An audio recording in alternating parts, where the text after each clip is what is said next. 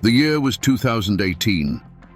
Deep within the concrete heart of the San Antonio thermal power plant, a demolition crew was working its way through a long decommissioned maintenance corridor.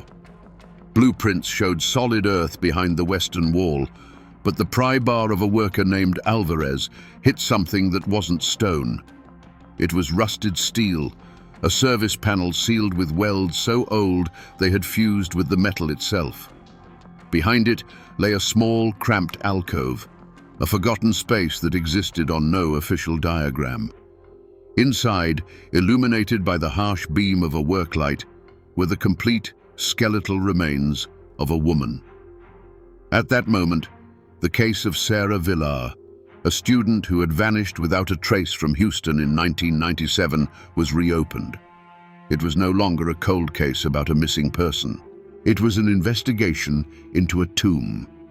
June of 1997 was heavy with heat and the quiet tension of final exams at Rice University. Sarah Villar was 23 years old, a student of architecture on the cusp of graduation. Friends and professors described her with a consistent vocabulary: methodical, brilliant, driven. Her final project, a radical redesign for a section of Houston's neglected bayou system, was already the subject of faculty buzz. She was not a person who left things to chance. Her future was a blueprint she was meticulously drafting.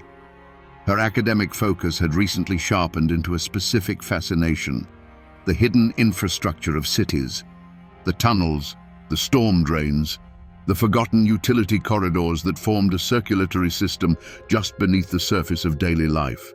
It was a passion nurtured by her mentor, an adjunct professor of civil engineering named Lionel Griggs.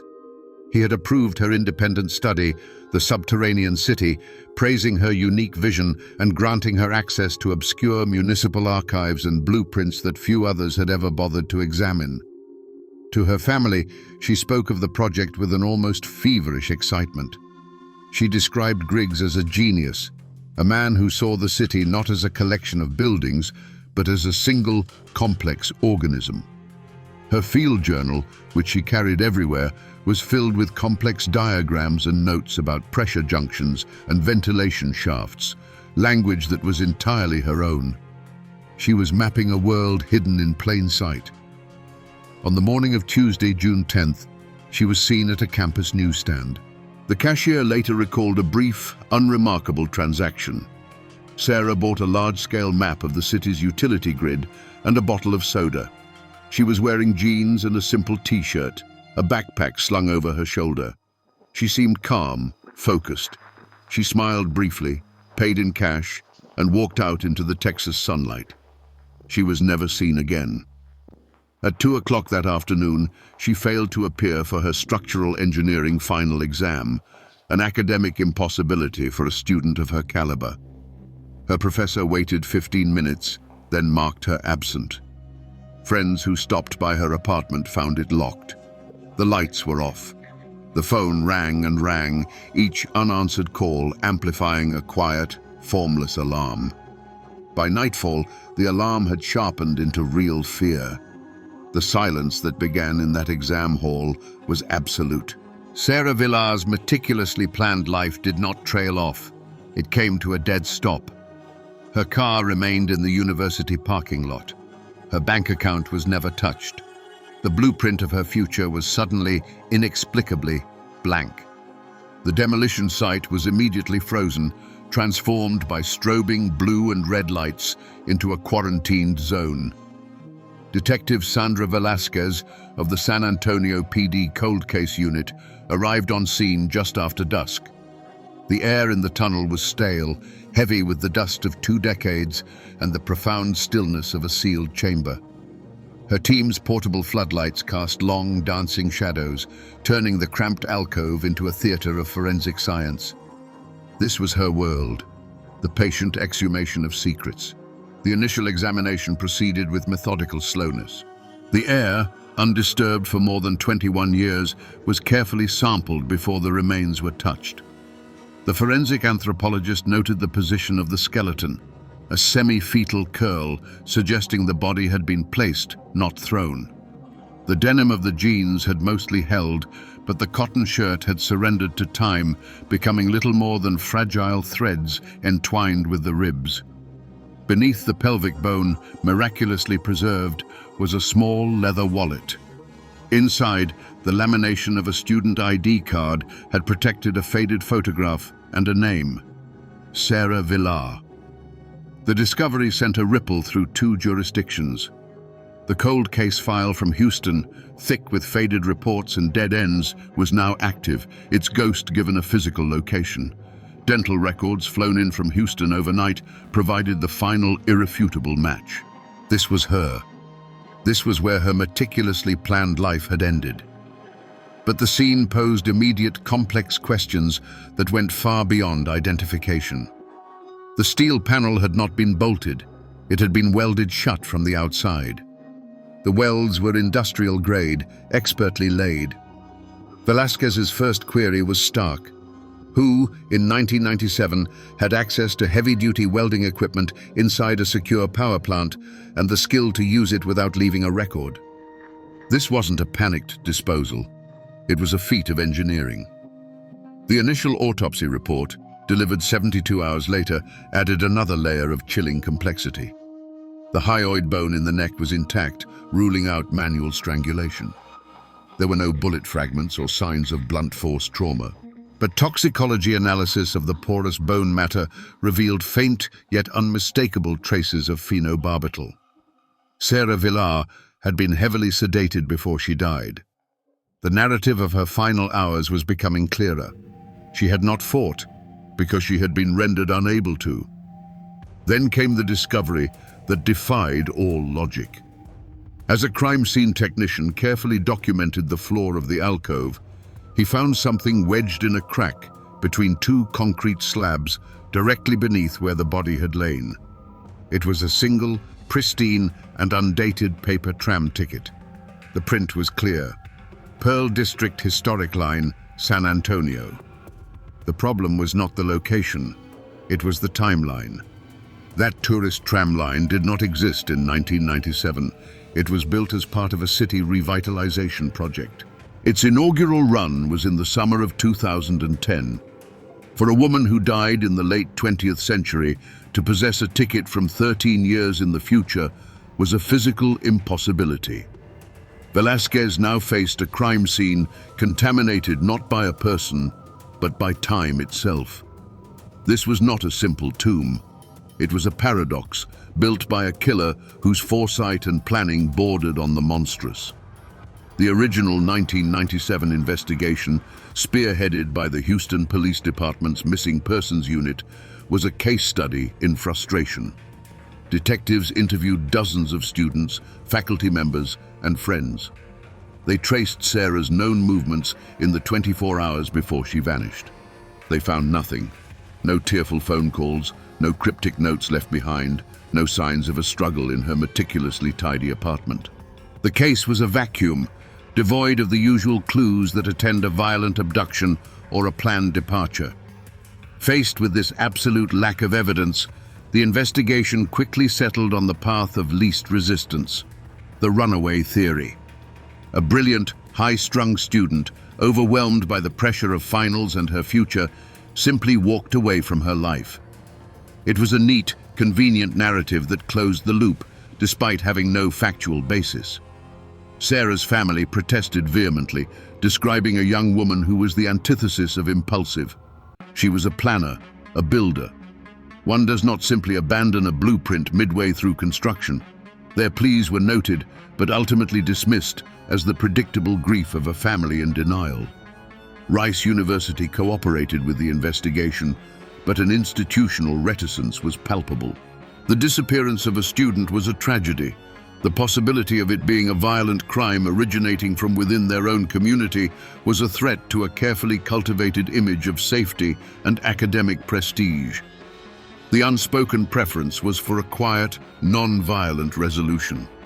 This subtle but pervasive bias shaped the questions that were asked, and more importantly, the ones that were not.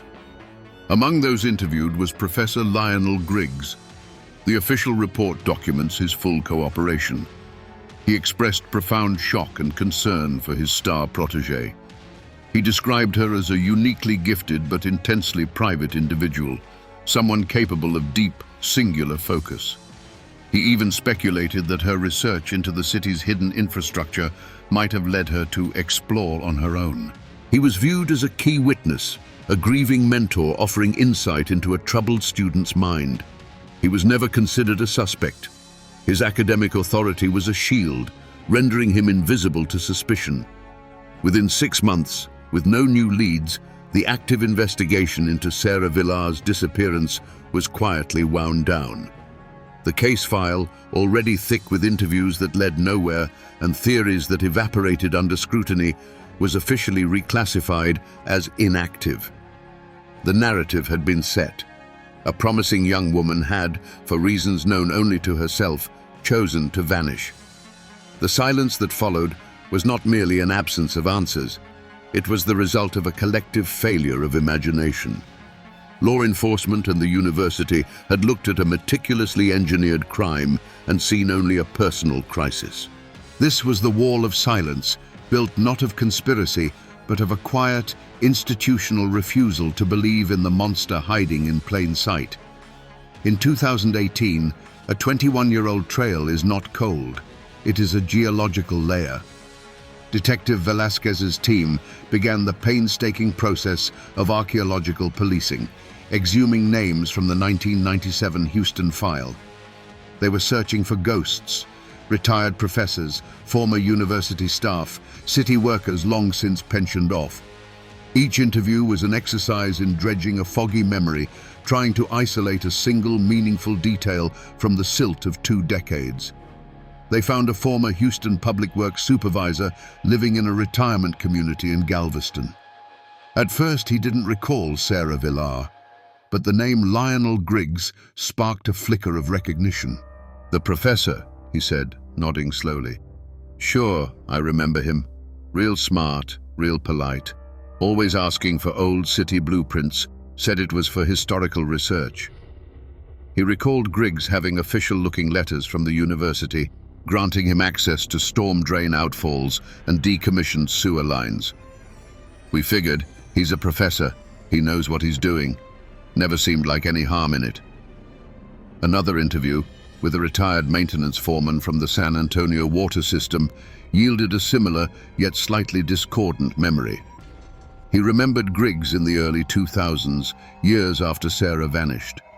He described him as a consultant, again with impressive credentials, who was given a tour of the utility tunnels near the old power plant. The foreman recalled it being unusual, but Griggs had a way of making any request seem like a perfectly logical, if eccentric, academic pursuit. His charm was his keycard, granting him access to a city's most vulnerable arteries. While one team chased these fading recollections, another descended into the physical archives of Rice University and the city of Houston. They spent weeks in climate-controlled basements, scrolling through microfiche of purchasing orders and sifting through brittle, yellowed work requests.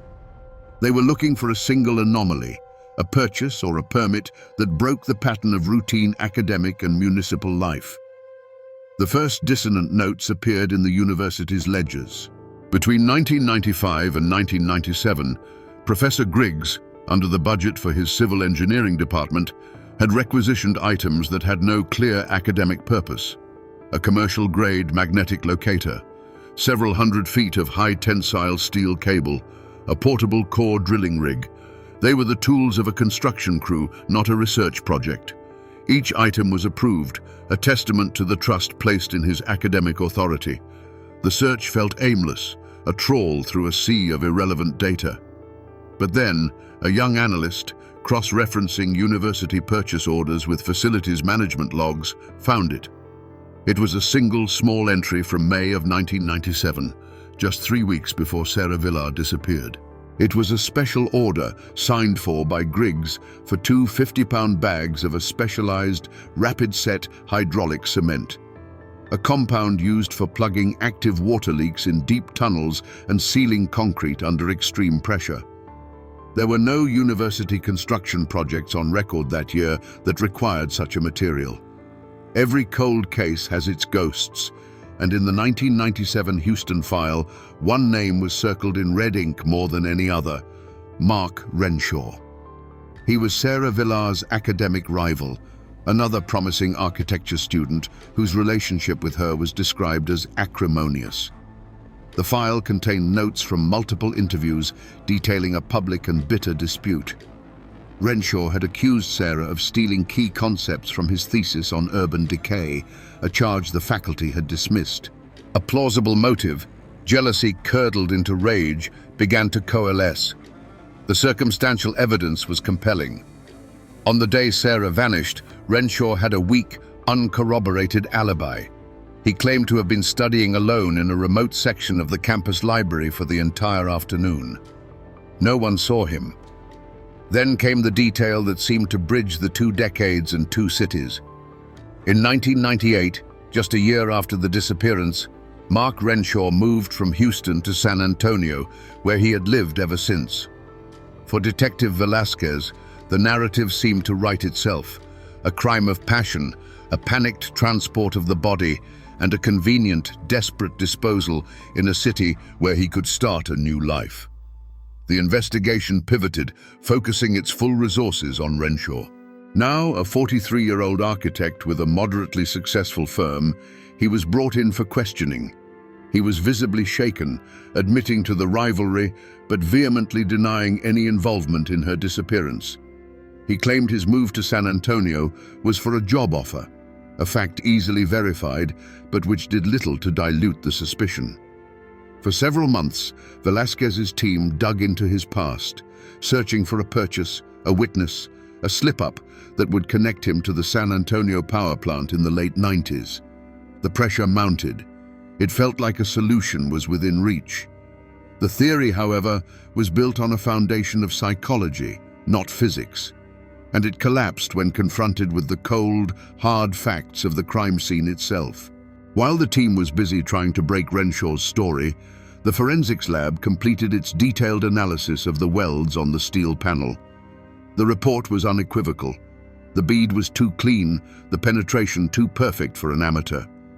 The analyst concluded that the welds were the work of a highly skilled professional, someone with extensive experience and access to specialized, industrial-grade TIG welding equipment. Mark Renshaw was an architect. His student records and professional history showed no training, no experience, no connection whatsoever to that level of technical expertise. He could design a building, but he could not have executed that perfect, seamless entombment. The Renshaw theory evaporated. It had been a compelling story, but the evidence didn't support it. The investigation was back to square one, but the detour had not been a total loss. It had forced them to define the killer not by their motive, but by their skill set. They were no longer looking for an angry student. They were looking for an engineer. With the Mark Renshaw theory debunked, the investigation had hit a wall of solid fact. The killer was an engineer. Detective Velasquez kept returning to the 2 anomalous data points that defied easy explanation: the expert welding on the tomb and the impossible tram ticket. And both, in their own way, seemed to orbit the ghost at the edge of the case file: Professor Lionel Griggs. His name was a whisper in old witness statements and a single jarring entry in a modern security logbook for the power plant, a visit in 2016 as a historical structural consultant. It was not evidence of a crime, but it was a profound statistical improbability. The deep dive into Griggs's life began not with a warrant, but with a library card. Velasquez's team tracked down his academic publications, most of them dense, dry articles on municipal engineering. But one item stood out: a self-published monograph from 2005 titled Silent Corridors, a thesis on non-traditional transit solutions. It was an almost unreadable text, filled with proprietary jargon and complex equations. It sold fewer than 50 copies and was dismissed by his peers as the vanity project of an eccentric academic. But Velasquez read every word. Buried in the appendix was a complex diagram. It looked like a subway map for a city that didn't exist, with lines and stations bearing cryptic names like Aquifer North, and Conduit 7. It was dismissed as a theoretical model, but Velasquez, driven by a hunch that felt more like a certainty, had her forensics team scan the map and overlay it onto a satellite grid of Texas's major utility and storm drain networks. The result was breathtaking. It was a perfect match. This wasn't a theory, it was a blueprint. It was the map of a secret private transportation network built within the public's own infrastructure. This was the evidence that could not be ignored. It was probable cause. A search warrant for the home of the now 66-year-old Lionel Griggs was granted. His house was the picture of quiet retirement, bookshelves, academic awards, a neatly kept garden. But in the basement, behind a false wall concealed by a heavy tool cabinet, investigators found it. Not a weapon, but an entrance. A professionally cut opening leading into a workshop that was part machine shop, part command center. The walls were covered in maps. There were welding tools, surveying equipment, and sitting on a short length of narrow-gauge track, a small, hand-cranked rail cart. And there, on a dusty workbench, next to a set of rolled-up schematics, was a spiral-bound field journal. The cover was faded, but the name written on the inside in neat architectural lettering was unmistakable. Sarah Villar. The final entries chronicled her growing unease. And then, the last page, dated June 9th, 1997. It read, "Lionel's masterpiece, the silent grid, but the ventilation is failing in the western spur. I told him we have to report it before someone gets hurt. He got so quiet. He's taking me back here tomorrow to show me something." Suddenly, every piece of the puzzle slammed into place. The motive was not hate, but fear, the terror of his life's secret work being exposed. The impossible tram ticket was no longer a paradox. It was the simple, careless mistake of a man who, on a nostalgic trip to San Antonio in 2016, had bought a souvenir and later, while visiting the tomb of his only confidant, had accidentally dropped it. A single, anachronistic piece of paper, a ghost from the future left behind in a sealed crypt, was the signature that finally identified the architect of the crime. Based on the evidence from Griggs's workshop and Sarah's own final journal entry, the timeline of her last day snapped into sharp, horrifying focus.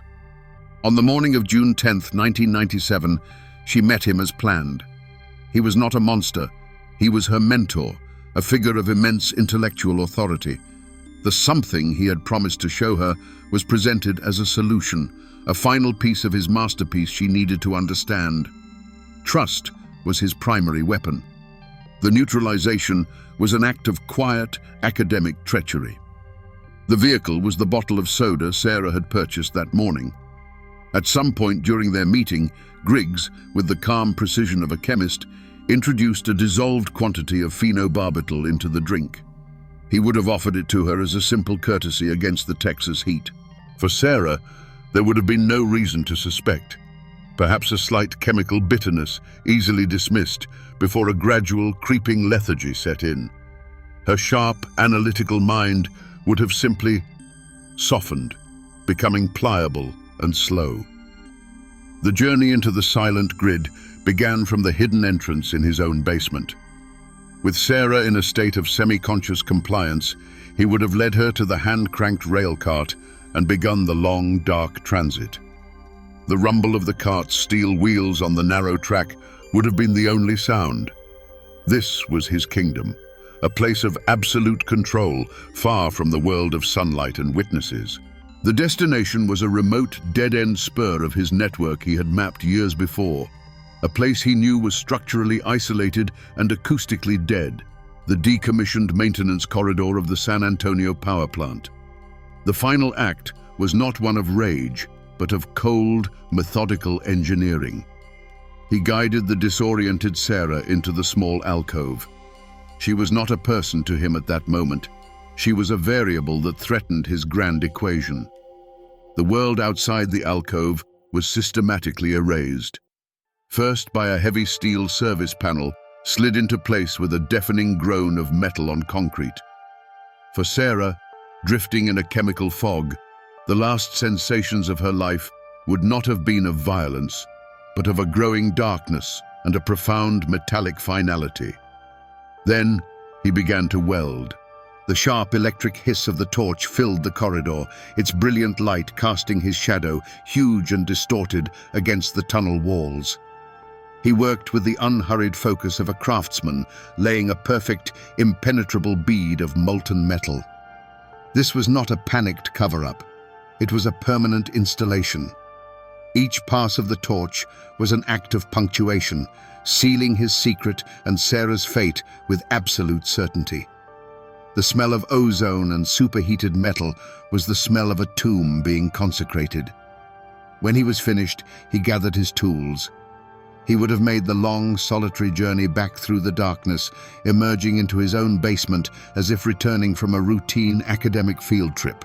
He cleaned his equipment, put everything in its place, and closed the false wall. Lionel Griggs, respected professor, had solved his problem. A brilliant young mind, a life full of promise, had been edited from the world with the same dispassionate precision he would use to correct a flawed blueprint.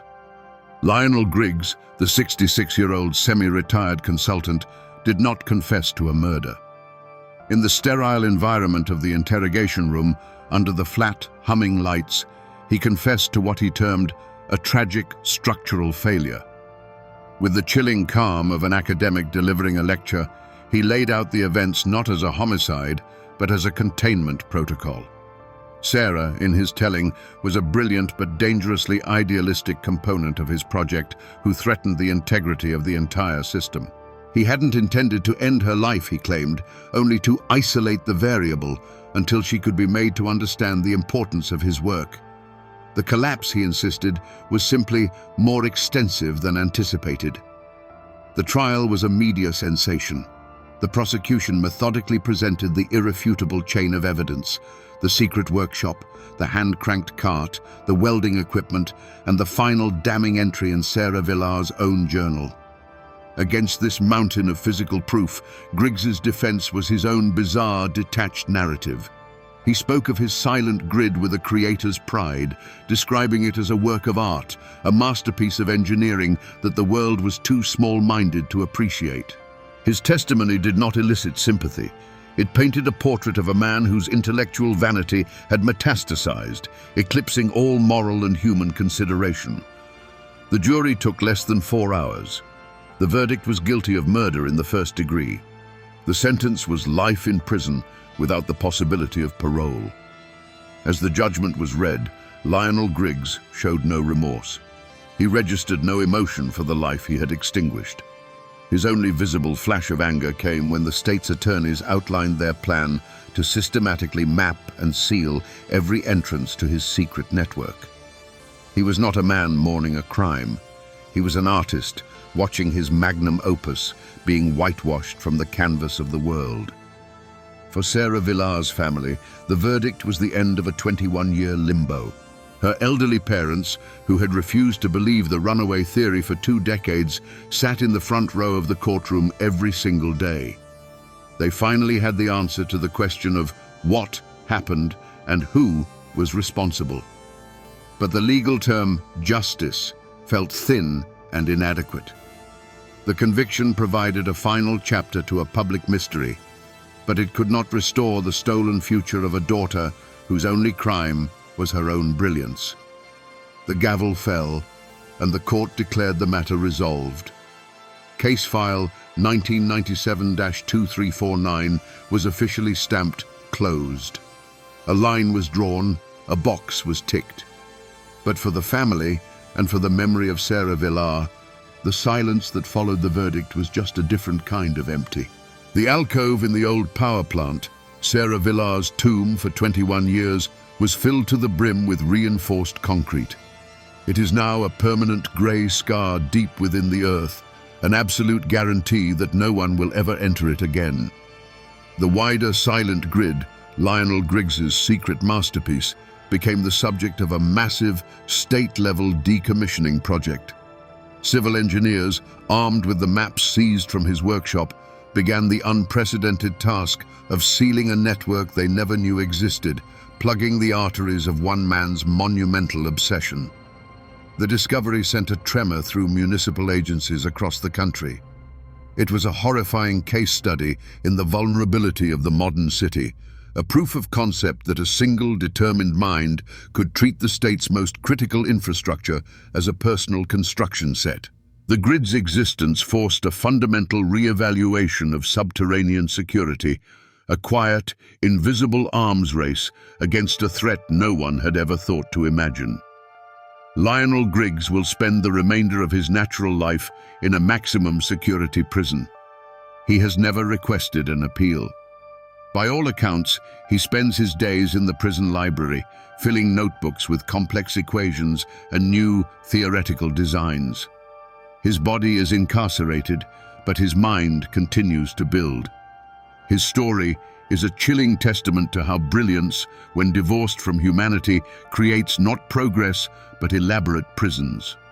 It is a reminder that the most terrifying monsters are not those who destroy the world, but those who build their own, unseen, just beneath ours. Sarah Villar was not the victim of a random act of violence.